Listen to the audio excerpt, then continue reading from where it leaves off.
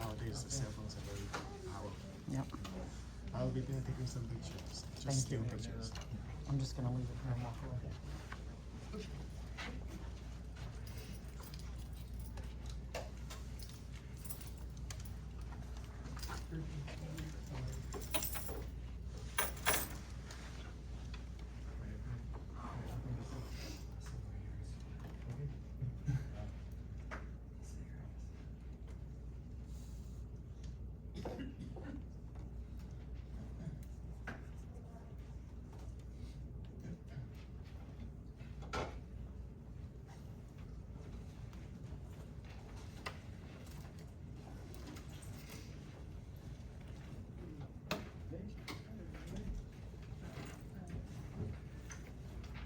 What's up, Justin? Hey, man.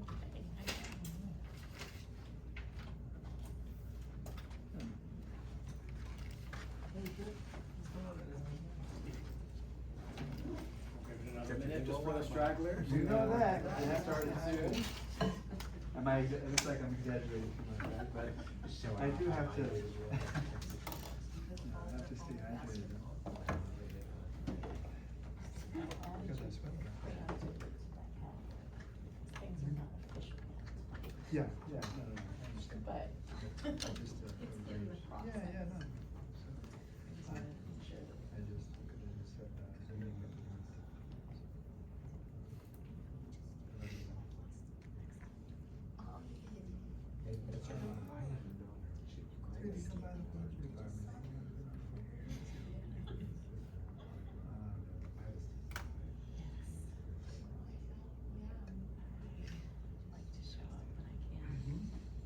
I better about keeping me in the loop. very happy. It's so hard. I realize like there's so much stuff that happens on campus. I never thought of it. Yeah,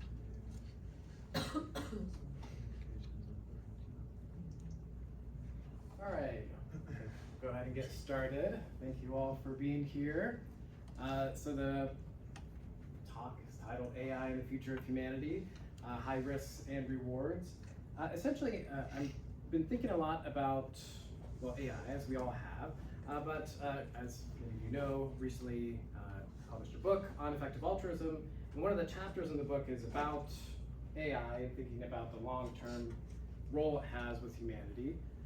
But it's also thinking about, well, how does that inform our actions? How does that inform our views of the world?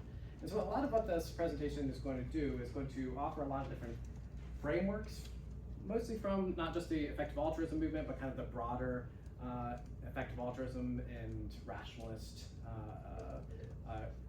corners of academia, and some of the frameworks that they give to help us think about some possibilities here. And one of the perhaps most striking framework is Russian roulette, but playing Russian roulette with our planet on many different ways.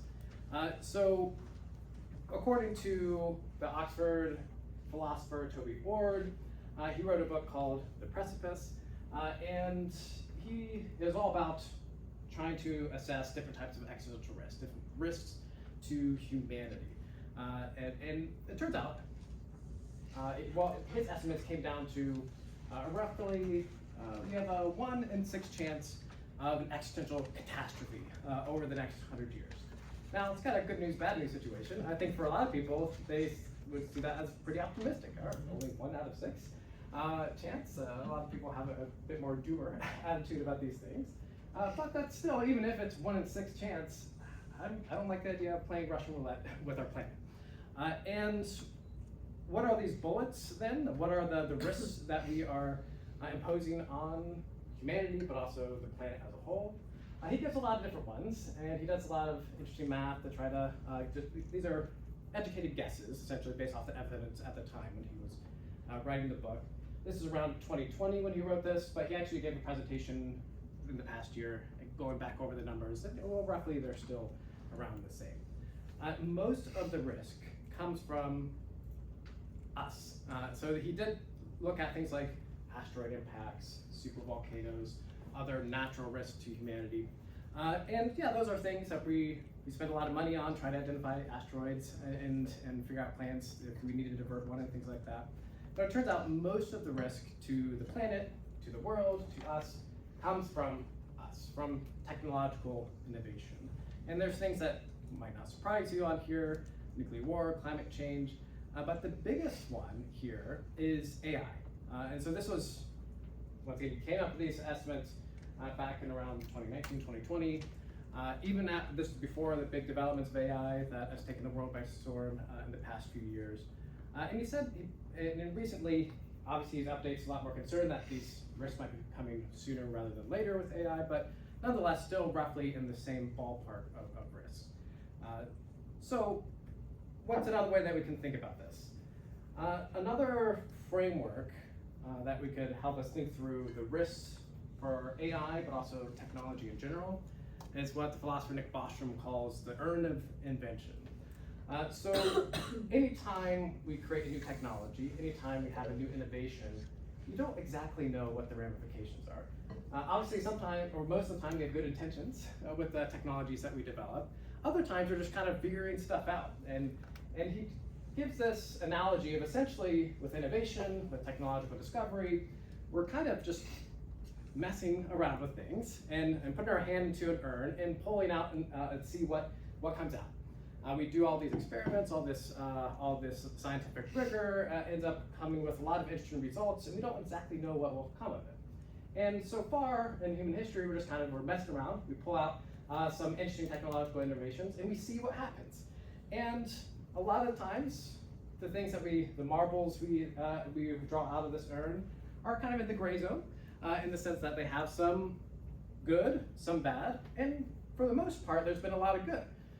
In the past 200 years, most of human history, we've had humans, our child mortality rate was around 50%. Around 50% of all children died for hundreds of thousands of years. Just in the past couple hundred years, through a lot of technological innovation, and especially in the medical areas, we brought that down to a fraction. I think it's around 4%, something like that. So an order of magnitude lower.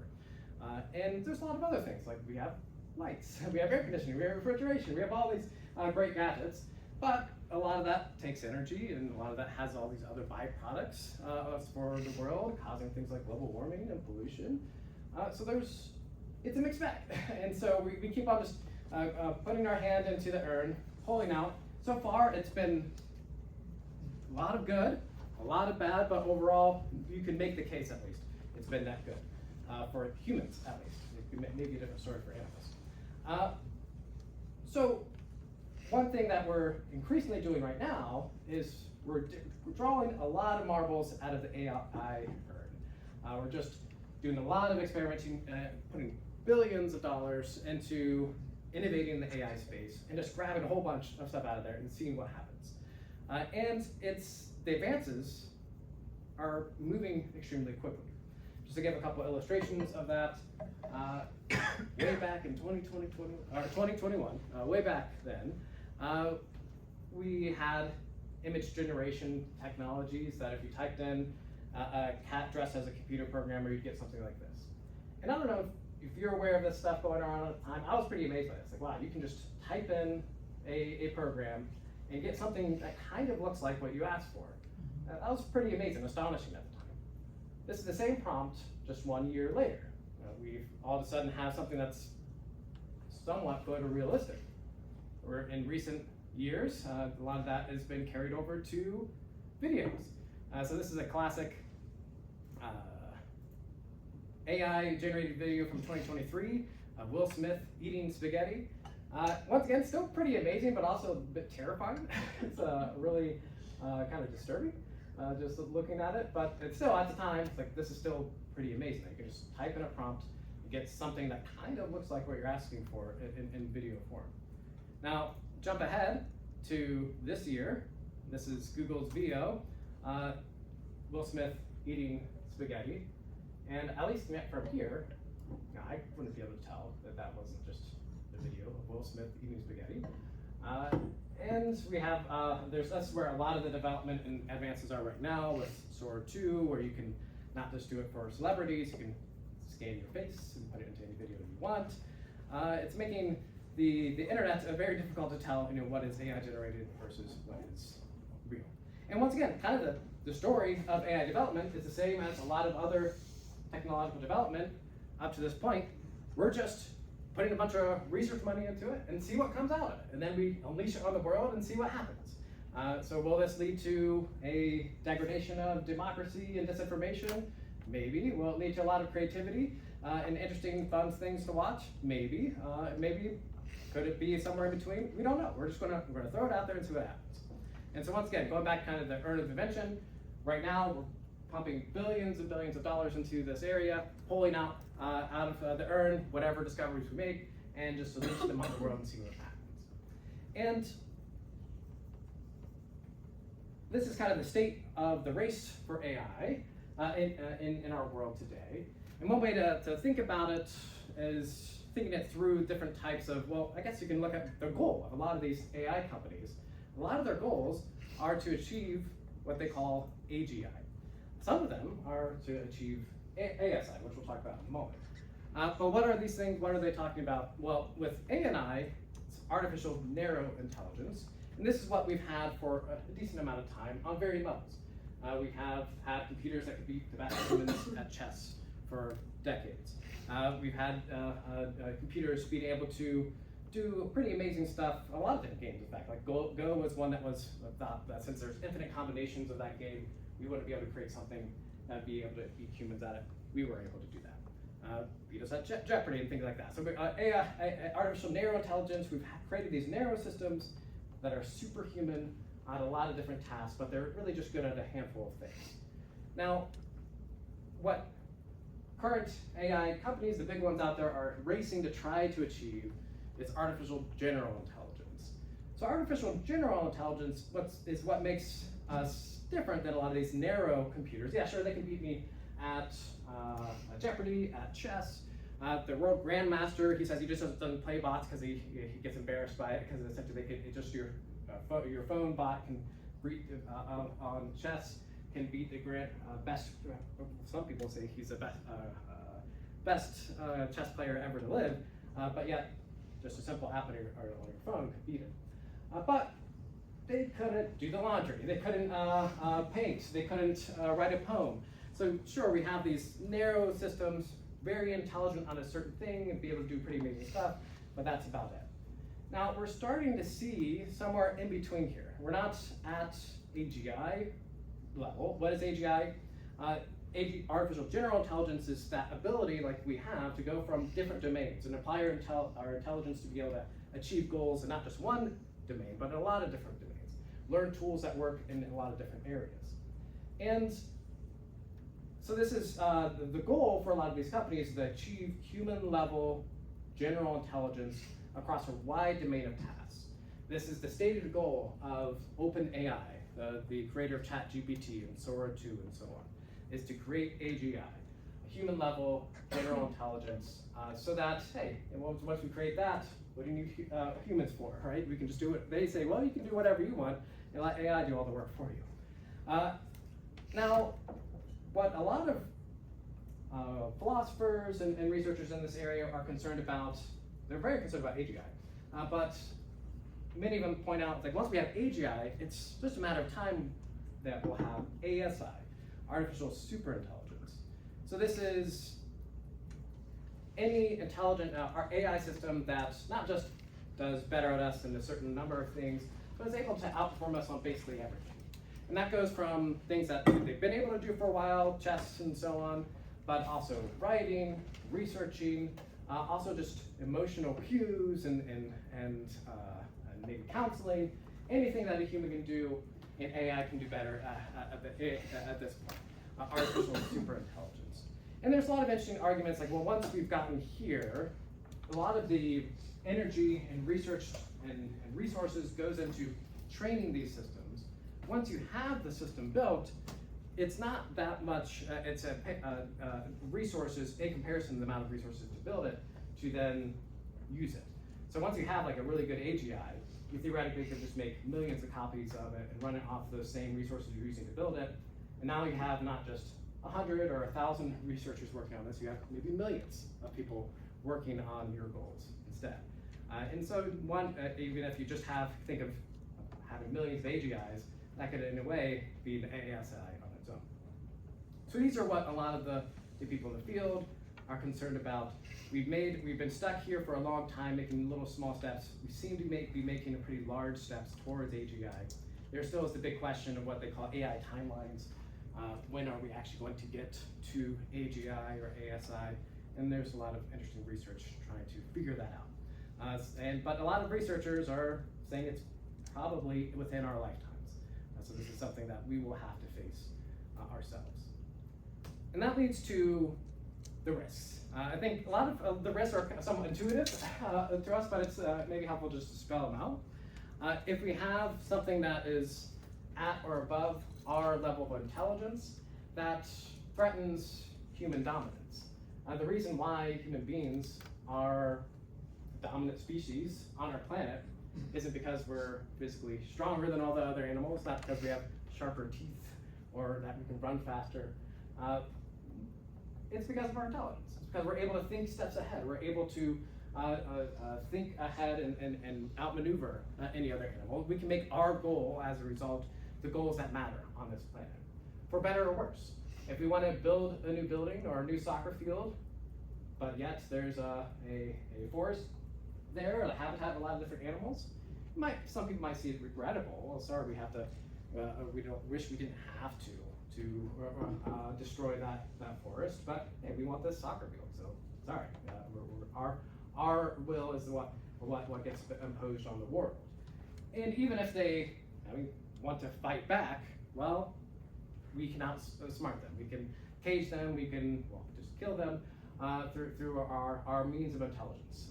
Our intelligence is what sets us apart from all the other animals in the world in terms of being able to dominate the world. Chimpanzees, bonobos, we share, I think, around 98% of our DNA with them. We're extremely close to them in terms of our genetic structure, and they are among the smartest species on the planet as well. But our ability to be much smarter than them makes it so that they really have no chance at overthrowing humanity, unless we give them some type of drugs like Planet of the Apes thing, where they attain super level intelligence from us. And so essentially what these companies are racing to build is something that can outsmart us on all those different domains and be smarter than us, and potentially in a intelligence gap even larger than that of us in chimpanzees.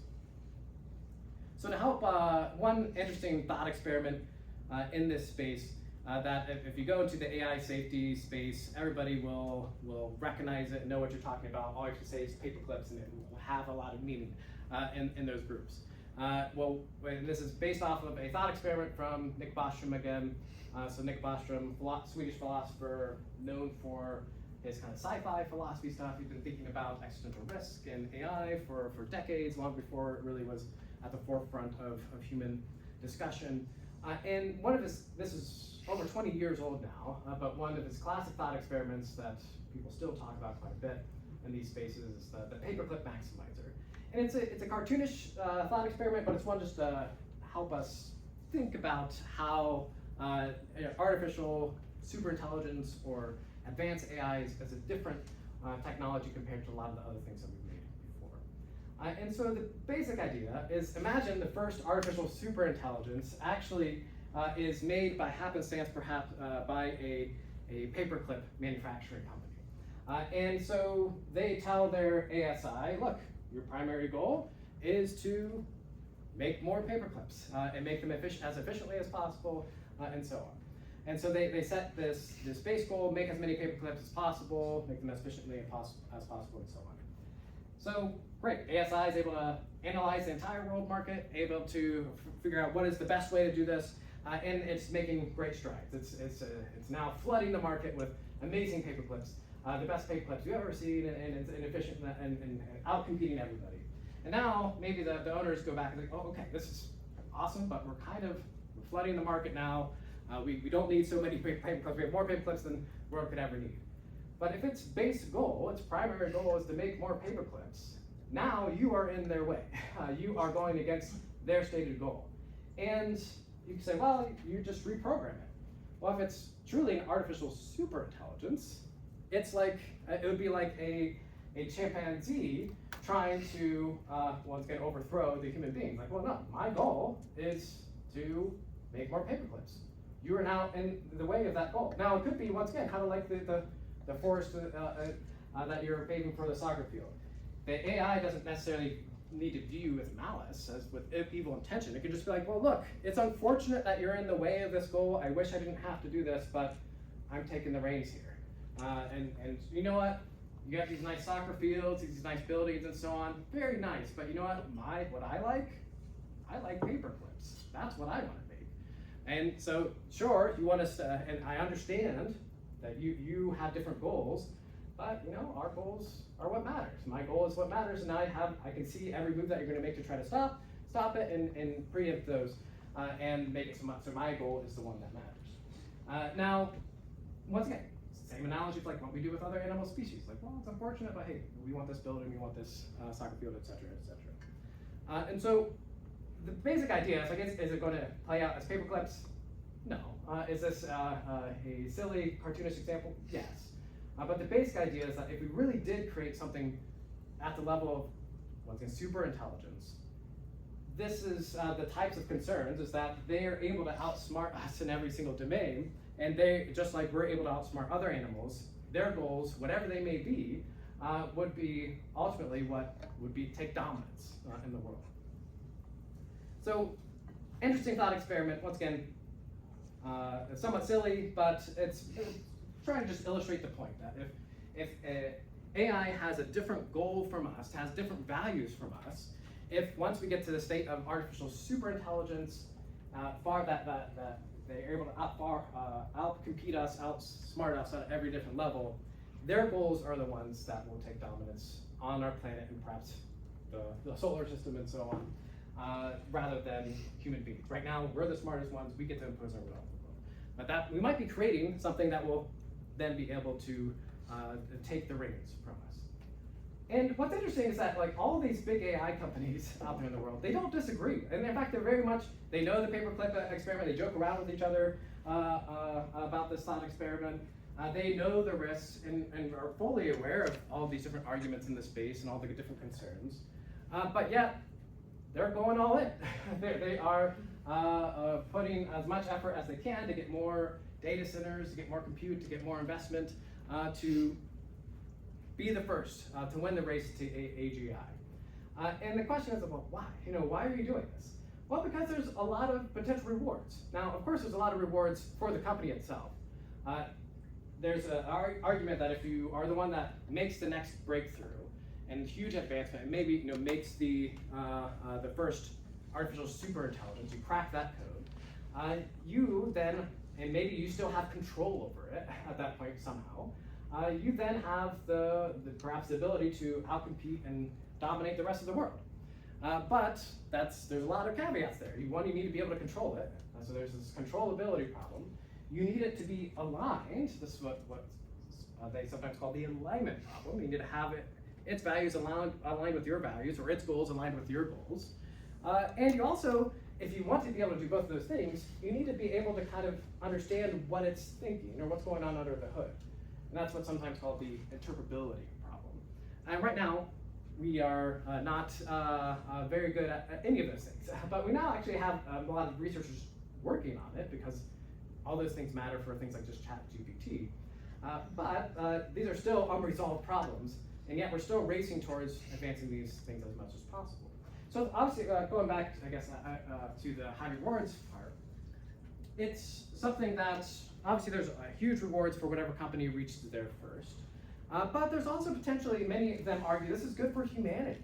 That if we could have millions of AGIs all working on trying to solve climate change, all trying to solve issues of nuclear security. So if you're thinking about, AI is one problem, one of the bullets in our Russian roulette game that we're playing with our planet. That's just one bullet. There's a lot of other problems we're creating for the world. There's a lot of problems all around us. Wouldn't it be nice if we had millions of other intelligences dedicated full time trying to solve those problems. And so this is kind of the case that these companies are making, is that, well, there's not only rewards obviously for the companies themselves, but they're saying there's all these benefits that can be for humanity. We can have so many people, so many other intelligences working full time, solving the big problems that the world faces. And so the big case that they're making is that this is actually good for humanity. So Sam Altman, the CEO of OpenAI, this is the case that he's made many, many times. We ask him about it, and he says basically his view is that, well, if we make it faster, it's going to be better for the world, and if we control it, it's going to be better for the world than some other company in Russia or China, if they make it. So we have these race dynamics, not just among American companies, but global race dynamics as well. That for a long time we were actually, well, I guess go back to 2023. There was a lot of chatter of like, what are the appropriate regulations?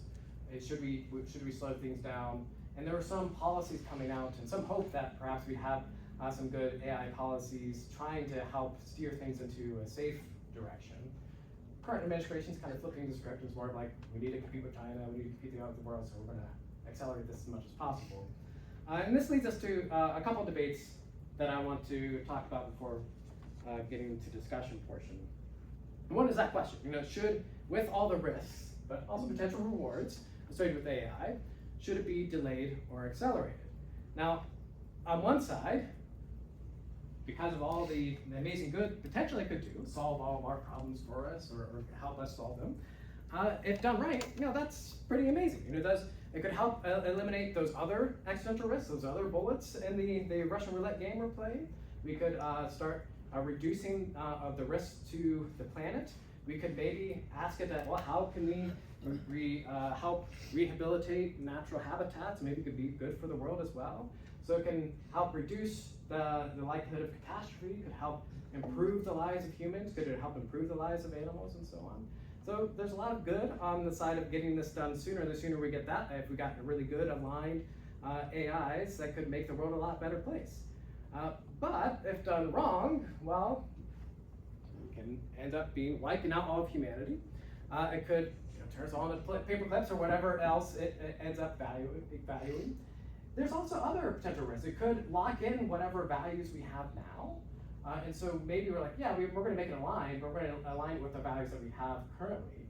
And there's some risks in the sense that, well, maybe we don't have the correct set of values yet. We're still working on it. Imagine, if we locked in our values from 1800 United States, all the racism in early 1800s, slavery and things like that. If we said, all right, yeah, it's aligned with our values, our company values, our country values then, well, then that's kind of locked in for the rest of humanity. That's not great. And so there is also some risks of not just extinction, but also maybe just locking in bad things that we currently value that we shouldn't value. There are also, some other risks there as well, but we can maybe go into those a little bit later. Now, what's pretty interesting is that, so the originator of the paperclip maximizer thought experiment, the one who helped raise awareness of existential risks around AI, and a lot of his career is just like, hey, we need to take this seriously, we need to be careful with this. He's on the record, so Nick Bostrom is on the record for saying, well, essentially, we should try to get superintelligence as quickly as possible. So he's what some people call an accelerationist, in the sense that we should try to accelerate and get superintelligence as quickly as possible. But he does caveat, we also need to accelerate safety work in this area as well. So he does say, with great care, and that we should be putting a lot more resources on the safety side of things. Right now, there's a little bit of resources going there. Most of the resources going to, trying to develop these things as quick as possible. So that's one big debate going on right now. There's actually there's been some petitions. There's one going around right now saying, well, in 2023 there was one that just saying, look, we should pause development until we figure some of this stuff out. A lot of people signed it, including a lot of major players in the AI safety space or AI development space. Didn't really go anywhere. There was another petition that saying we were just letting people know, like, this is an existential risk on the same level of nuclear disaster and climate change and things like that. A lot of the major thought leaders of the world and politicians all signed that. And I think there's some agreement, like, yeah, this is a big issue, but hey, what are we going to do? Is kind of a lot of people's prevailing opinion on that. This just recently, last month, or last few weeks, there's another petition going around that's making waves, but it's basically just saying, well, maybe we can't delay creating artificial intelligence as a whole, but maybe we should at least say we shouldn't be aiming for AGI or ASI until we're ready. Maybe we can at least agree on that. And maybe we could just look at some ways that we could pause or restrict development on those things until we figured out some of these risks. Interesting, and I recommend checking that petition out. Starting some good conversations, but we'll see where that goes. So that's one big debate, like delay or accelerate. There's also the question of like, if we are on the delay side, how exactly do we implement that, especially with these global race dynamics of competition, and if, well, the United States decides to put all these regulations and then all these other companies from other countries start catching up, and does that actually help in the end? So we have this kind of multipolar problem where it's not just companies, US companies competing, they are, but it's also countries competing on AI. And we're risking a kind of AI arms race similar to that we had with the nuclear arms race during the Cold War. So a lot of interesting debates, questions there that maybe we can explore in the Q&A.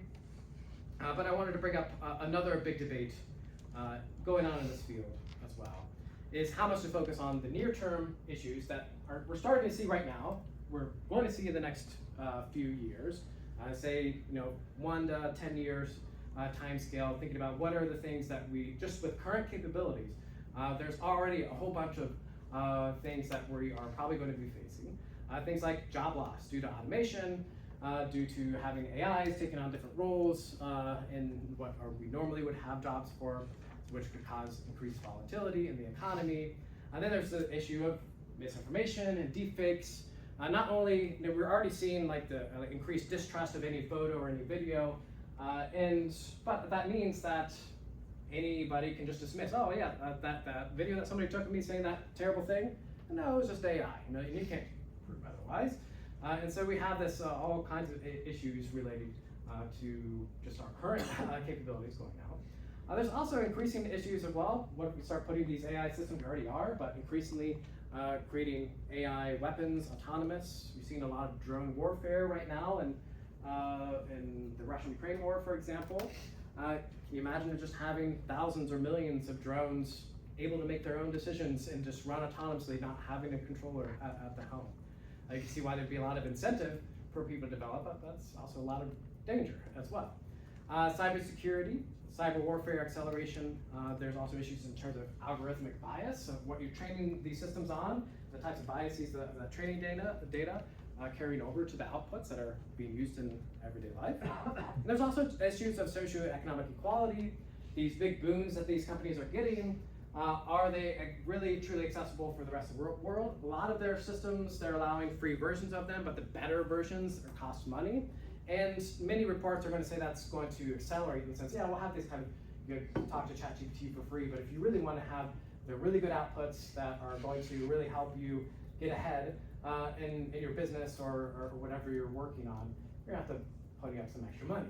And some of them, and depending on how good do they get, they might be switching to more of a charging more and more, which means you have to have the money to be able to use the system to get ahead, and so it could accelerate inequality. So all kinds of issues in the near term, just for humanity. But then there's also these long-term risks, and these are the ones that many of the people mentioned in the talk today. So Nick Bostrom, Toby Ord, William McCaskill, many others in this space are more worried about kind of the long-term future of humanity. Like, what does AI mean for us going forward? Not just the next 10 years, but 100 years from now, 1,000 years from now. And maybe, so there's a lot, once again, a lot of researchers suggesting that we probably will have things like AGI or ASI within our lifetimes. But even if it's, their argument is, even if it's not, maybe it's 100 years from now, it's something that we need to figure out, because it seems like however that goes will determine how the rest of humanity, how the rest of our planet goes. And so those are questions like the AI alignment problem, having it aligned with our goals and values. Things like value lock-in, having whatever, well, if we have these dominant systems that become dominant, that control increasingly the way that we interact with the world and the decisions that we make. If maybe we don't want it locked in to the values that we have now. And you think of totalitarian regimes, if you have more powerful AIs, they'll be able to keep whatever values those regimes have strategize and be able to implement those values and not change them for perhaps the entire society. Now there's also the control problem. If we create these systems, how do we keep them within our control if they can outsmart us on every different level? There's the risks of existential risks that we mentioned as well in terms of just wiping us out. Now there's also some other ones dealing with AI consciousness. This is the realm of sci-fi in the past of like when should we care about animals' consciousness, when or AI consciousness that is, and we just don't know. Like we are just completely in the dark, and so there's also potential moral catastrophes that are related to AI consciousness. Is if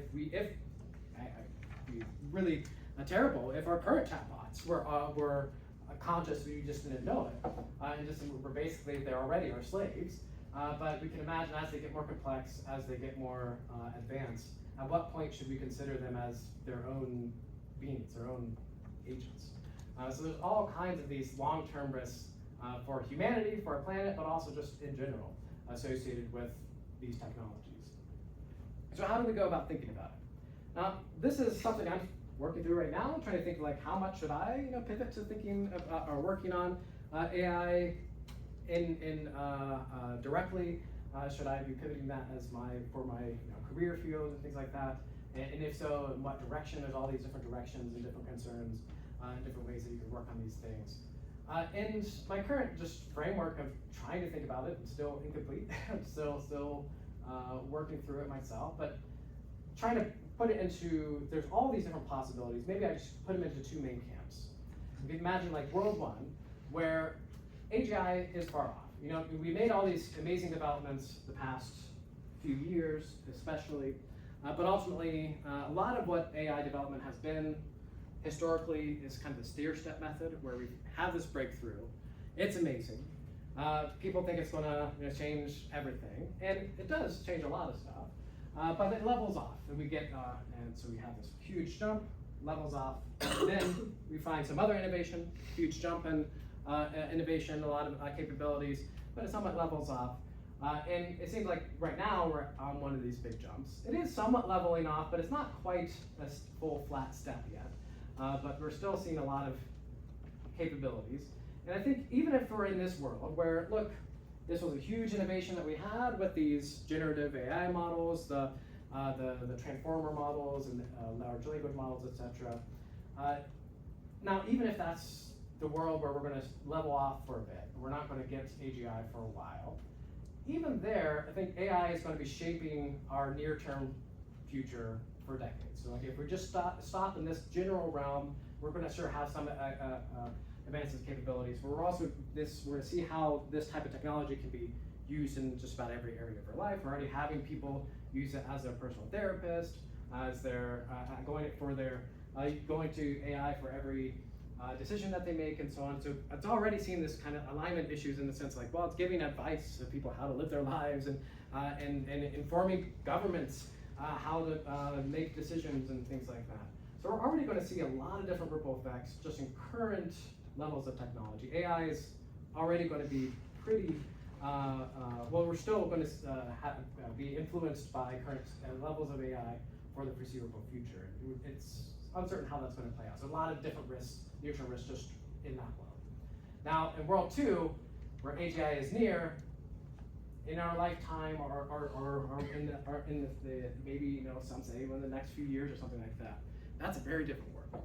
And that's a world where we have these huge risks associated with them as well. And that means, if we're planning for world two, that's going to be a lot of different things that you're going to be focusing on instead. You're not going to be worried as much about the next few years where you're working well. How do we make sure this goes well, because the fate of the planet is hinging on it. And so how do you go about figuring out which world are we in? The reality is nobody knows.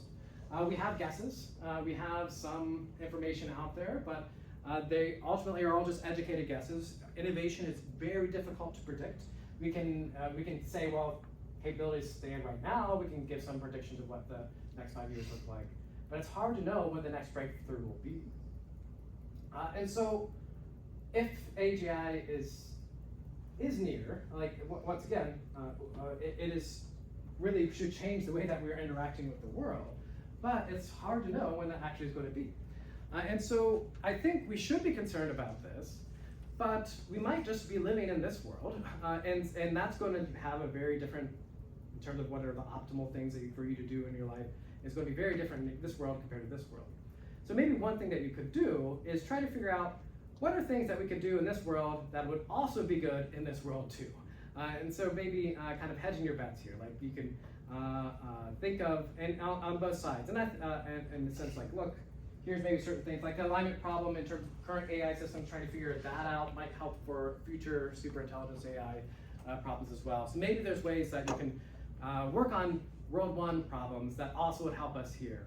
But maybe we need some people just working fully on this as well, just in case, because of how bad it could be. Now, what are some things that we could do here? I have a general framework that, plug my book, the last chapter of my book talks about just a general guide, I call it the stack framework, thinking through different ways that can help large problems in the world. And so it's a lifestyle, so the S is a little bit forced. I call it stack because these things stack together, they're not, you should consider them in isolation. But lifestyle changes, donations, advocacy, and career. I'll just give you just some real quick thoughts. Once again, this is still early thinking about this, but in terms of your decision making, lifestyle changes, and things like that, some people like boycott using AI altogether.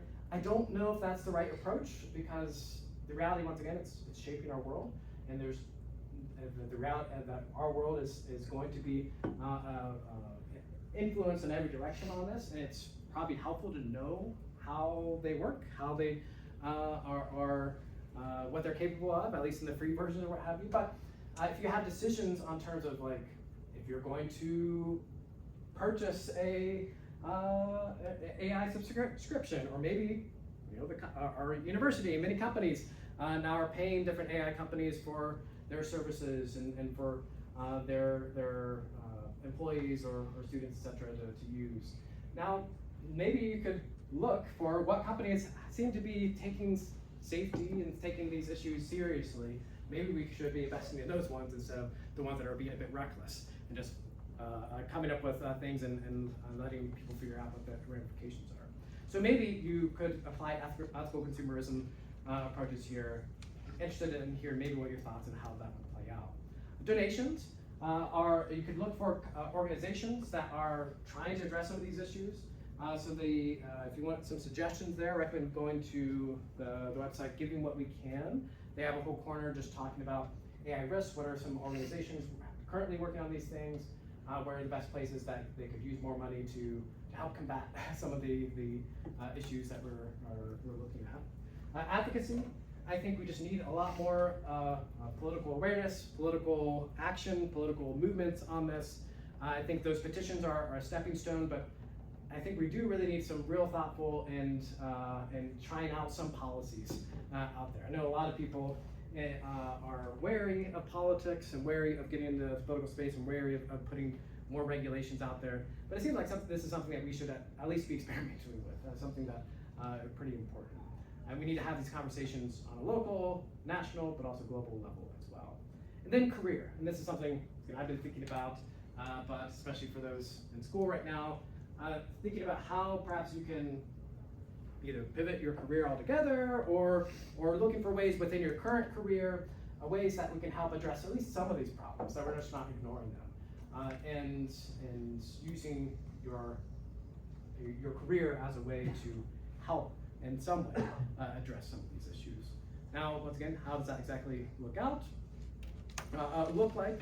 Well, you could perhaps pivot directly to work on AI safety, policy, and ethics. You could work indirectly, helping your own company or organization navigate some of these issues responsibly, respectfully, and trying to get people to actually have these conversations. Like, just not. I think a big step for all of this is just not putting your head in the sand and recognizing these issues are here, and trying to figure out what are ways that we can help navigate things into better direction. And so that's the kind of my last point here.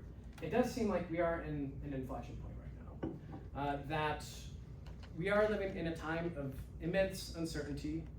Once again, if someone says they know what AI is going to look like 6 months from now, 10 years from now, they don't. we can only deal with probabilities and thinking through uncertainties here.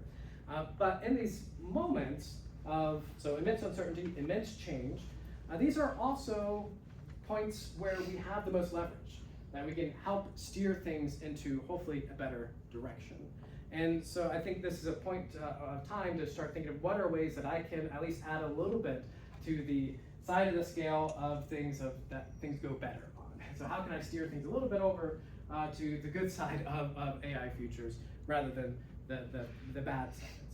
And so we have this immense, terrifying, incredible opportunity right now. It seems like this is the technology of our time, and the way this technology develops or doesn't develop seems to be connected with the future of humanity itself, what directions we are going to be in the next 10 years, 100 years, 1,000 years. So that I think looking for ways to help steer our AI pathways and the pathway of humanity into greener, brighter, flourishing possibilities rather than just careening towards the worst case scenarios. So that's what I have for you. We can move on to Q&A.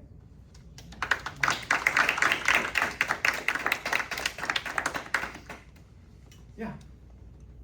So you were talking about the several different petitions that there have been, which I've kind of heard about, and so on. Like, and this is maybe a really naive question, but like, who are the petitions to?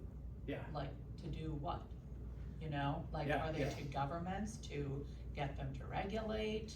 Are they to the companies? Or like what's the strategy here? Yeah. So I mean, from the ones that I've seen, the basic idea is, I think, to get conversation started. And so you're having, and they're trying to get some of the lead researchers, but politicians to kind of stop and think about this, I think, is the main goal. They're not, there was the one that the Pause AI one was just like, hey, AI companies in general, stop. And so there was kind of a target there in a way, a broad target. But I think right now the main goal of them is to get people actually to think about this. And then when they go to and hear like, oh, this person signed it, like, well, maybe I should actually start thinking about this. It's not just some sci-fi authors, concerned about this. It's actually something maybe worth actually addressing. I think that's the idea. And I think they've been successful at least keeping the conversation going. I'm not so sure in terms of actual tangible policy changes or anything like that. I'm not so sure about any clear wins there. Yeah. I was wondering if you've been thinking about, I think you kind of alluded to it with the bias, is, the way objectivity and neutrality is working, the way we understand what technology is, what is science, right? So there's this conception of science as a list of abstract propositions, and then a technology emerges, and then we don't know. It seemed that those two, the two models you were presenting, seem to be presupposing those. I don't know. So how do you navigate? Yeah, how do you think about that? Like, as opposed to thinking of technologies that emerge and the science that informs it as situated, as feminist philosophers of science have said, or say Black feminist thinkers who've been thinking about technology and so on. So maybe I'm going to see if I'm understanding the question correctly. How the structures of how we do science, but also how the goals that we're setting, the implementation, the structures there might be fundamental in terms of the direction towards what types of technologies arise from it as a. Yeah, it's the question, right? What is actually, it's sort of, what is AI? Yeah. What are we talking about? And then how do we conceive of that? And so that's one. Yeah. And there's also the ethical question of, because you're talking about, there's this image of kind of technical rationality. Yeah. That is there another way of thinking about rationality that takes ethical and political things into consideration, right? So those kinds of things. Yeah, and I think this is one of the tricky parts of just defining artificial intelligence, or just intelligence. Like, first question, how do we define intelligence? And intelligence is like a lot of different things, and it's not just simply you're intelligent or not intelligent. There's lots of different types of intelligences.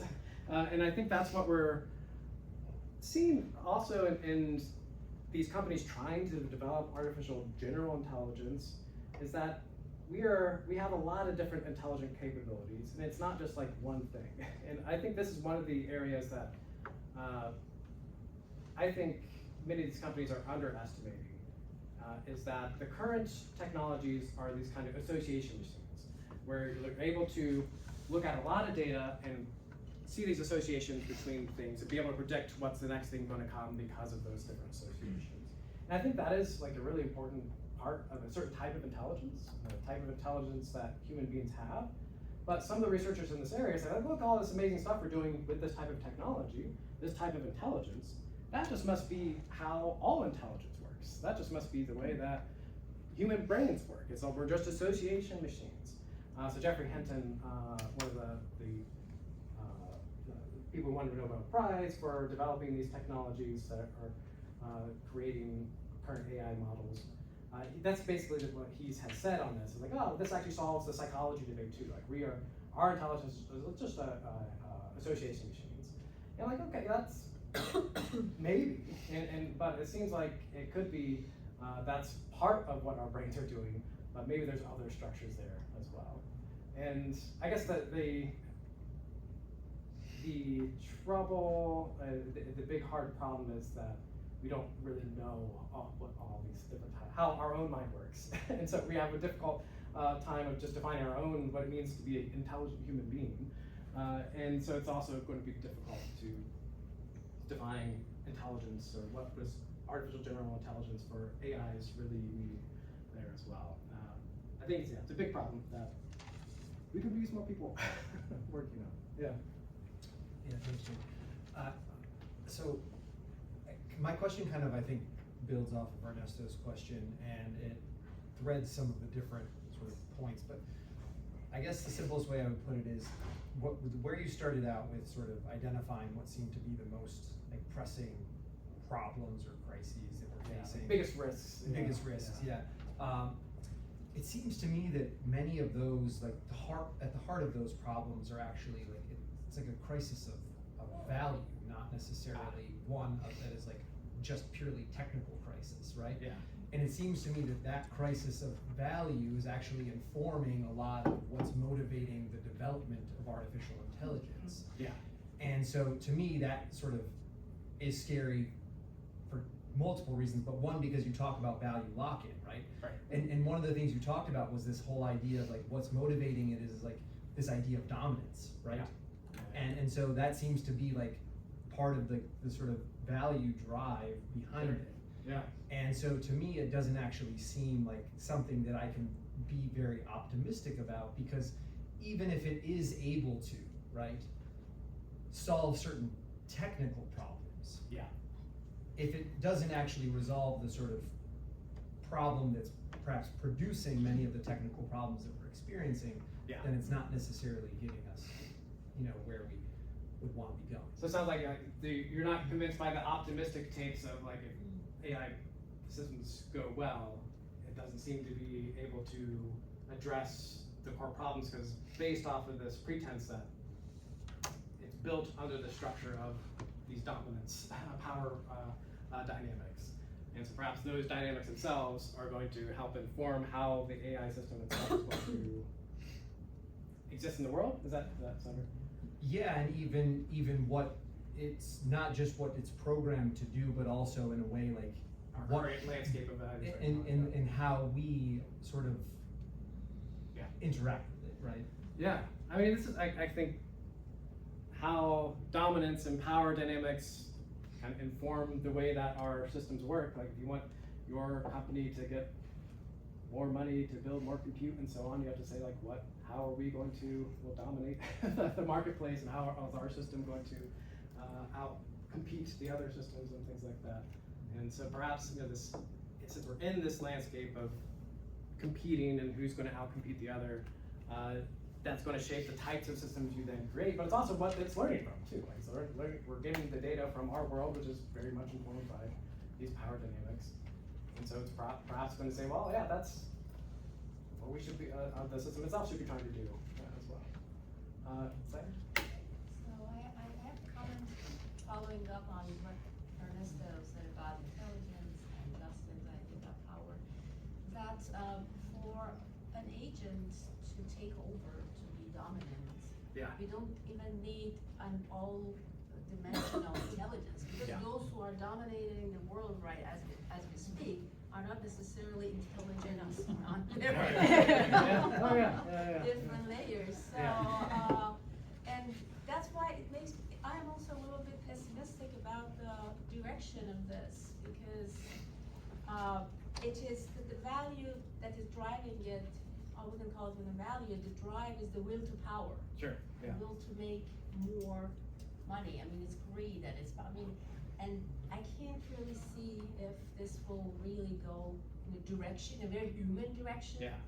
And something more than just this dominant and calculative intelligence technology that can, just kill the value. Yeah.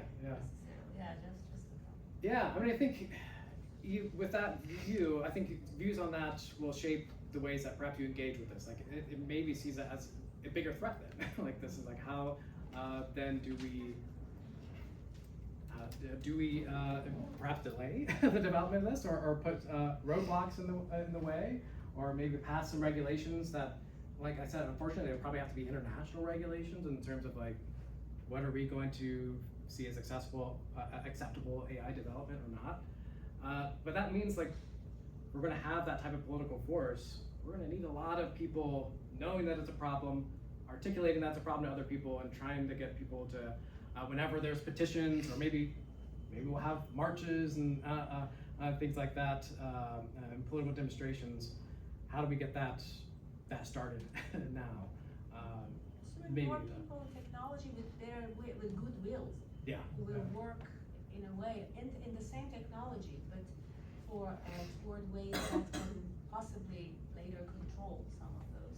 Yeah, what's interesting, so I've talked to some of the researchers, like at Anthropic, also OpenAI, and if you talk to them, a lot of them, they feel like they're on the good side. Like they feel like they're trying to make the world a better place. And maybe they're locked into these dynamics of, well, look, if we don't do it, then somebody else is going to do it, and we're going to, and we'll try to do things the right way. If our company does it, then it's going to be better off for other people.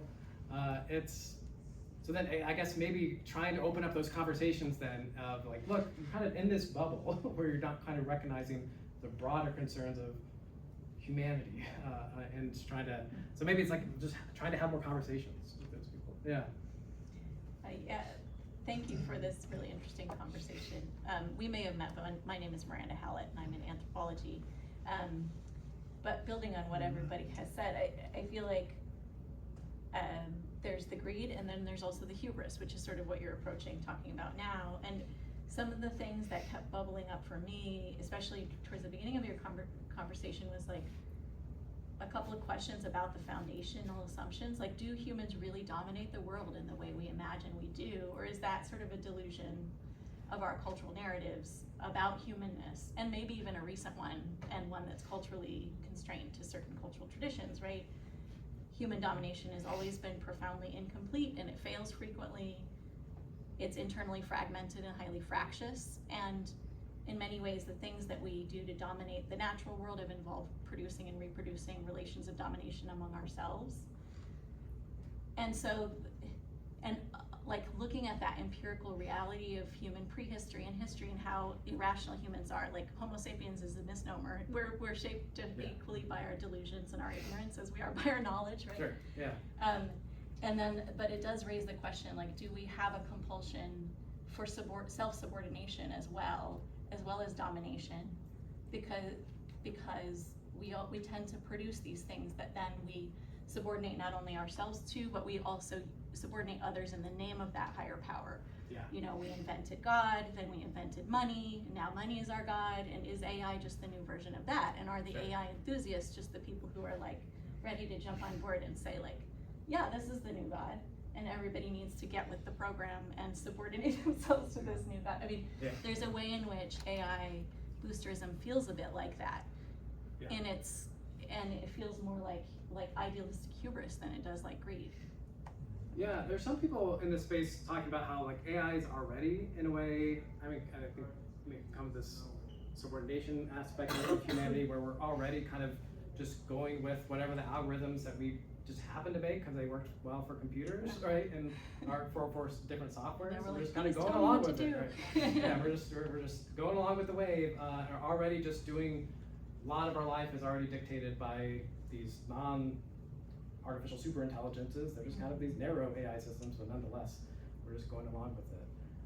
But yeah, I think I like the idea of thinking like, well, how should we really be thinking about dominance in general and our relationship to the world, but also how does that impact our relationship with these AI systems that we're already seeing right now? Rebecca, did you?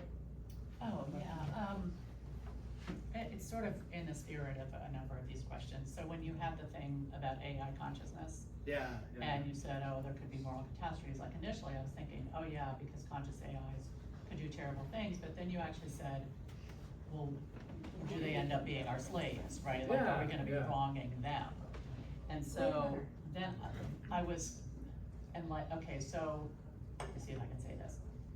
So when we talk about how do we keep AGI from Yeah. doing terrible things, well, we have to keep them aligned, which basically means keeping them harnessed Sure. to our will and our goals and our, whatever our values are, but you know.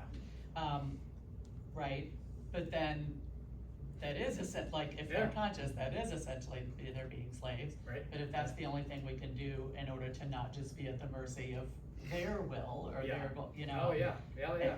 It's kind of making my head go. Right, wonky. yeah, so maybe making advances on some areas will make other things worse. Right. But yeah, I agree. Like, I think when it comes to AI consciousness, I think we should just be, this is another area that maybe we need to have international regulation on, like, this should not be a goal, like, until we are ready for it. Like, it just seems like we already treat all kinds of other conscious beings terribly. Yeah. We're just not in the space to be able to create our own conscious beings responsibly yet. And I think there's some interesting ideas on that. Like, unfortunately, we understand consciousness so poorly, we don't know if they're conscious right now. But there's like a lot of different models of how consciousness could work. And we could say, well, look, here's ways that this could play out where they would become conscious under this model. Maybe you should make sure that you just don't train it in this way then. And so maybe we could have some sensible regulations to reduce the possibility of AI consciousness for both the sake of like, well, I think in particular, a lot of the people in that space are thinking of like AI welfare. Like, we don't want to create systems that are slaves or just unhappy and just are doing our bidding all the time. So maybe we should just avoid that as a possibility. Yeah. Right, and I was just thinking, it just came to mind that if this happened, I mean, which I have issues with it, I mean, philosophically, Yeah. that AI can become conscious of itself in a Yeah. very human way. So chances are that the way that we came up with certain values because of that consciousness and kind of, I Yeah. mean, and the experiences that, our lived experiences that throughout time gave us certain values, Yeah. that they could also possibly maybe create certain boundaries and values of their own. Yeah. If that happens. Yeah. It gets into a very weird space, but space that maybe we actually need to be thinking about, and just in terms of like how these systems are advancing.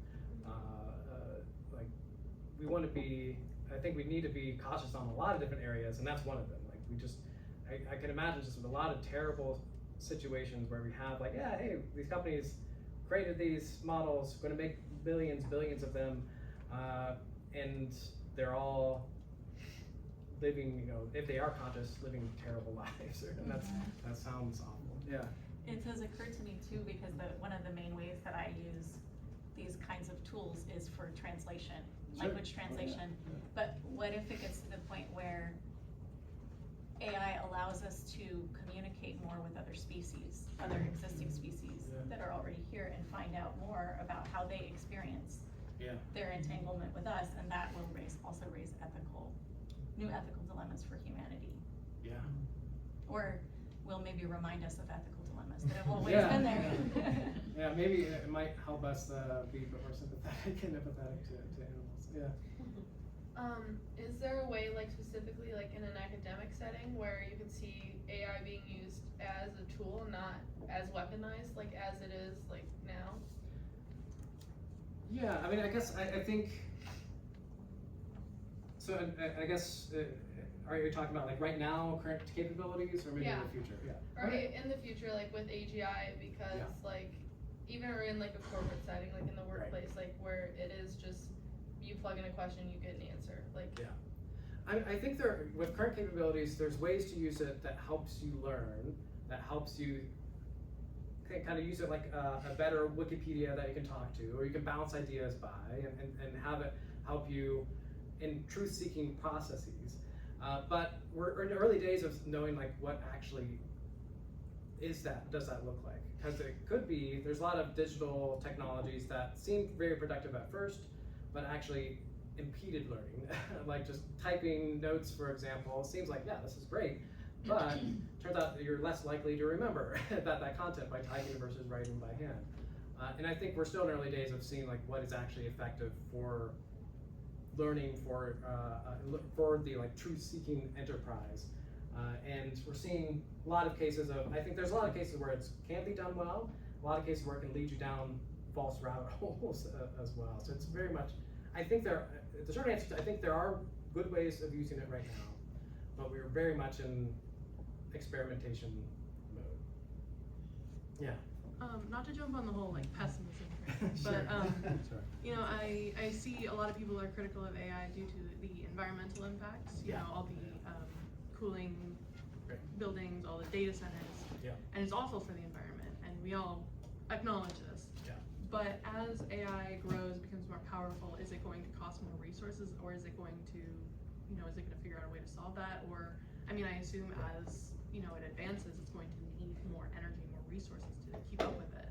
So this is a good question. My current understanding is most of the resources, by far, if you like look at a scale like where resources go to actually like doing your chats or whatever, compared to creating the thing that's able to respond to your chats. It's the development part, the training part, where you're running through just like millions of iterations. The training part is what takes the vast majority of the compute or energy, and that's why you need all these data centers so you can run them 24/7 doing the training. So in theory, like there's a world where, look, we've gotten all that we can out of like this intensive, huge energy training where we need all this energy for, and now we just have these really useful models that doesn't take as much energy to use in these different spaces. And so, like, there's a world where that could play out. I don't know if that's the world we live in. Where I think if we start seeing if we continue to get more capabilities as we are through more training, it's just encouraging them to build more data centers, use more energy. There's a lot of concerns of like, they're making deals right now with energy companies where they're getting a lower rate, and who actually has to pay the higher rate? Us, you know, the everyday individuals. There's a lot of expectations of our electricity bills going up in the next 5 years or so because of this. Yeah, so in terms of like near-term concerns, lots of them, just in that environmental space there. Is that why my electrical bill went up by 50% this past 12 months? I think a contributing Probably factor, not. A contributing factor. But I actually, this was a different question. Do you know how much human labor is involved in that, like setup of the training of the models as well? Because I've read a few articles here and there, but I haven't like done the comprehensive look that you have at the industry and how it's structured. But like, I hear these weird things about people watching content and writing a word to react to that content and getting paid, you know, pennies as gig labor, as informal labor, and they're in like Mauritania or something like that. I don't know the exact numbers. I think it's a role in there, just like, and unfortunately, just like all tech spaces in general are outsourcing a lot of those, just reviewing different outcomes and things like that, or it's something that's flagged. We want a human reviewer. Let's pay this person what we can it's all online, so we can just pay someone on the other side of the world pennies to do that compared to other people. I'm not exactly sure the scale of that, so I haven't looked into that myself.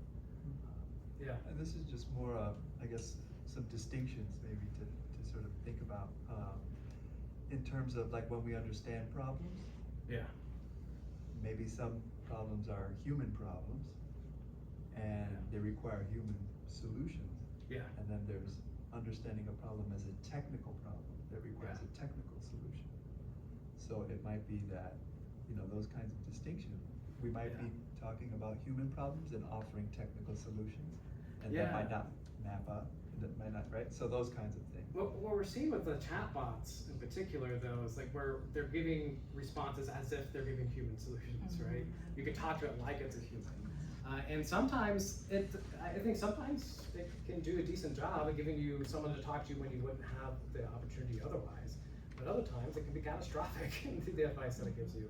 And this is where I think and when I was talking about the World 1, World 2, I lean towards more World 1 right now, just because of the hallucination problem, the problem where it can do a lot of good things well, but even if it's just like 1% catastrophic error response, you can't just like replace a human being if 1% of the time you're doing something that would implode your company or something like that. And so and they've been saying, and they have been reducing those error rates over time, but it seems like it might be just part of the way that they train them.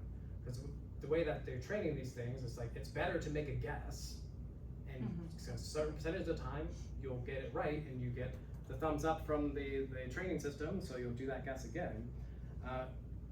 So that in terms of like, it might be the structure of the training these systems themselves might make it so you can't fully get rid of those complete terrible responses. But you never know. You never know whether someone like comes up with a new technique to train these things that makes them more reliable.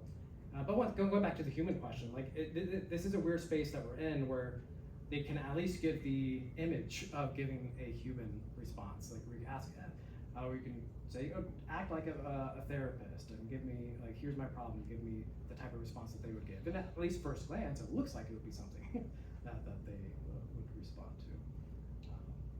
Which, weird world that we're living in. Any other? One more little thing is to develop the ideas and so on. When you're thinking about it ethically, there was sort of certain aspects of it that had a kind of cost-benefit analysis, and there was, you know, you were casting certain things as it helps humanity and so on. Yeah. I wonder what that would look like, since human beings are also in different power relations, different groups. Oh yeah.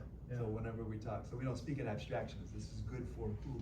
Right. For the company, for this group, you know. So just that as a comment. Yeah. Oh yeah. Yeah. And I think the companies themselves, a lot of them say that this is a concern of like, who's actually going to benefit from these systems? But in practice, what you're looking at, it's like, well, you're putting paywalls and the incentivization structure of money is still there.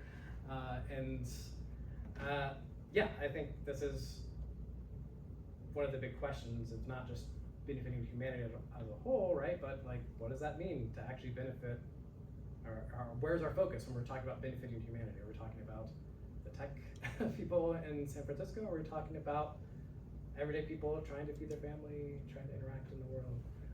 How, in practice, is this helping them out and if we solve these issues? And I agree in general, like there should be a bit more focus on like how does this benefit marginalized and underrepresented communities, or just the people that need the most disadvantaged. So maybe taking like more Rawlsian approach to AI development. But going back to kind of the power structure problem is that ultimately to make their systems, they need more money to keep training them and keep iterating on them, and they're going to be steered into those directions, because that's where the money is. All right, well maybe we can call it there, but happy to stick around and chat more. Thank you.